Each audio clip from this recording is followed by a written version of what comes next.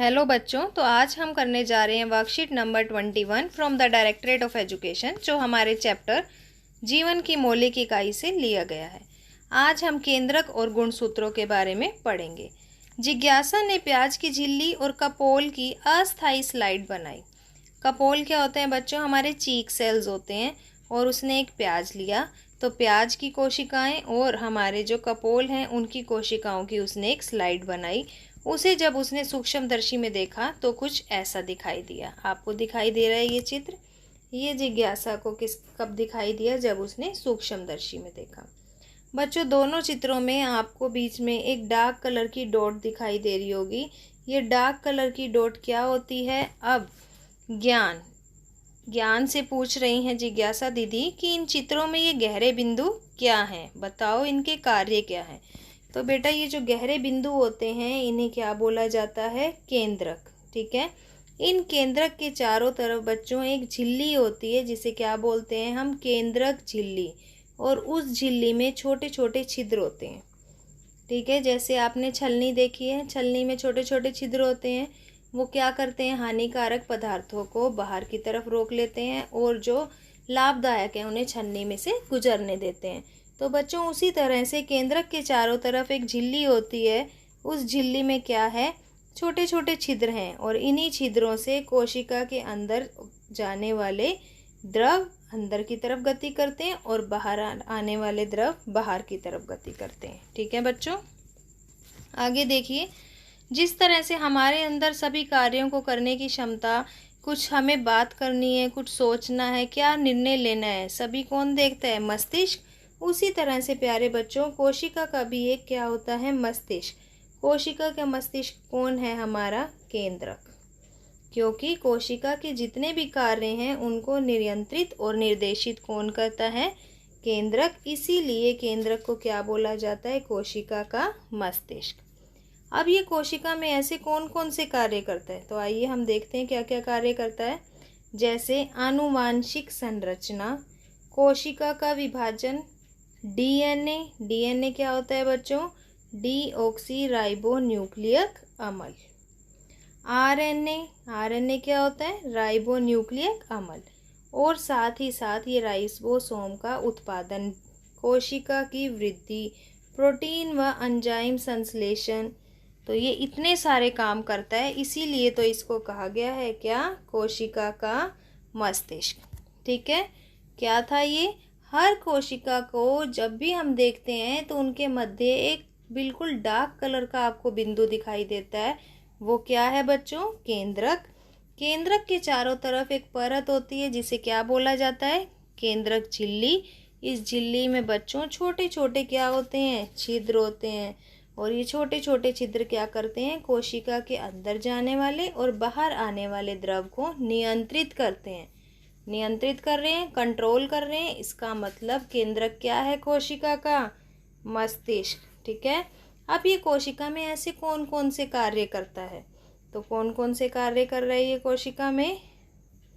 अभी हमने पढ़ा क्या क्या काम किए केंद्रक ने कोशिका के अंदर। चलो दोबारा से देखते हैं हम केंद्रक ने क्या क्या काम किए। केंद्रक ने किया आनुवांशिक संरचना। आनुवांशिक संरचना मतलब माता पिता के कौन से गुण उनके बच्चों में हमें दिखाई देने वाले हैं, ये सब जानकारी भी कौन देता है? केंद्रक। कोशिका का विभाजन होगा या नहीं होगा, ये भी कौन निर्देश देगा? केंद्रक। डीएनए। डीएनए क्या होता है बच्चों? डीऑक्सी राइबो न्यूक्लियक अम्ल। डीएनए के बारे में भी केंद्रक बताएगा। आरएनए के बारे में भी केंद्रक बताएगा। और साथ ही साथ ये राइबोसोम बनाता है। राइबोसोम क्या होता है? प्रोटीन बनाना। यह सब कार्य करके ये हमारी कोशिका की वृद्धि करता है, प्रोटीन और एंजाइम का संश्लेषण करता है। ठीक है बच्चों, तो अगर आपसे केंद्रक के कार्य पूछे जाते हैं तो ये हमारे क्या हैं? केंद्रक के सभी कार्य हैं। अब दीदी ने ज्ञान से क्या पूछा? ज्ञान, ये गुणसूत्र या क्रोमोसोम क्या होते हैं? अब क्वेश्चन है हमारा कि गुणसूत्र या क्रोमोसोम क्या होते हैं। तो बच्चों, जब भी हम अपने केंद्रक को देखते हैं तो केंद्रक के अंदर हमें धागे के जैसी काफ़ी संरचनाएं आपस में जोड़ों के रूप में दिखाई देती हैं, जैसे उलझे हुए धागे। तो केंद्रक में उलझे हुए धागों जैसी जो रचना है उसे क्या बोलते हैं? क्रोमेटिन। और ये क्रोमेटिन किस चीज़ का बना होता है बच्चों? डीएनए और प्रोटीन का। इसका मतलब डीएनए कहाँ पर है हमारे? केंद्रक के अंदर। क्रोमेटिन कहाँ है? केंद्रक के अंदर। जीन्स कहाँ है? केंद्रक के अंदर। तो सभी चीज़ें हमारी कहाँ मिलेंगी बच्चों? केंद्रक के अंदर। कोशिका विभाजन की शुरुआत जब होती है तो ये क्रोमेटिन पदार्थ जो धागे जैसा है ये जोड़ों में बदल जाता है, और इन जोड़ों को क्या बोला जाता है बच्चों? गुणसूत्र। यहाँ दिख रहा है आपको, ये जोड़ों में बदल गए ना धागे, तो ये क्या हो गया अब हमारा? गुणसूत्र। अगर मैं बात करती हूँ प्रोकैरियोटिक और यूकैरियोटिक कोशिका की, तो बच्चों प्रोकैरियोटिक कोशिका जो होती है हमारी, प्रोकैरियोटिक कोशिका में केंद्रक अस्पष्ट होता है। अस्पष्ट मतलब साफ से दिखाई नहीं देता, इसके चारों तरफ कोई झिल्ली नहीं होती, इसीलिए इसे क्या बोला जाता है? केंद्रक काय। क्या बोला जाता है? केंद्रक काय। इसमें केवल क्रोमेटिन होता है। किसी भी जीव की कोशिका के केंद्रक में बच्चों गुणसूत्रों की संख्या क्या होती है? निश्चित। कितनी होती है गुणसूत्रों की संख्या? ये उस जीव पर निर्भर करता है, लेकिन होगी कितनी? निश्चित। उदाहरण के लिए अगर मैं बात करती हूँ मानव की, तो मानव में गुणसूत्रों की संख्या कितनी है? 46, 46 है। 46 को हम 23 जोड़े भी बोल सकते हैं। ठीक है। आगे अगर वो आपसे पूछते हैं यहाँ पर जीन क्या होता है, तो बच्चों डीएनए के क्रियात्मक खंड को जीन कहते हैं।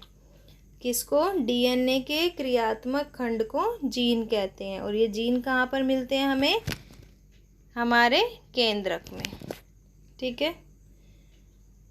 गुणसूत्रों पर मौजूद जीन डीएनए अणुओं से बने होते हैं जिनमें नई कोशिका बनाने व कोशिका संगठन की सभी सूचनाएं होती हैं।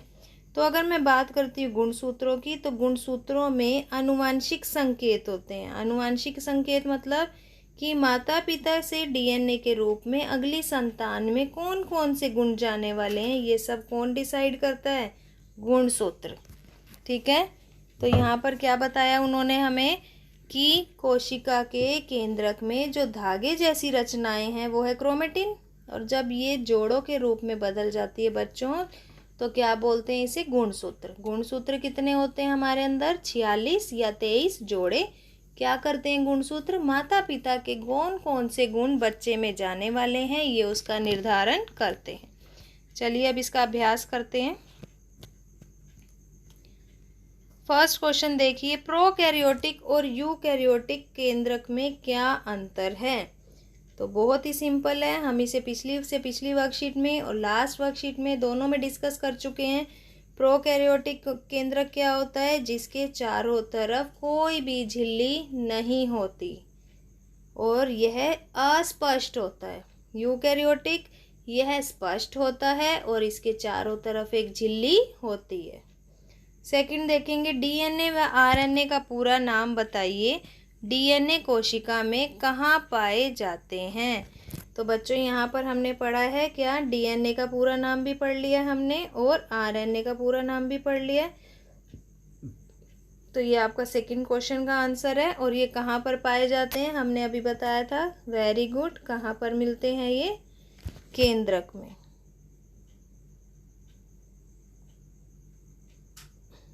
तो इसकी लोकेशन भी बता दी है मैंने आपको, केंद्रक। थर्ड क्वेश्चन देखेंगे अब हम।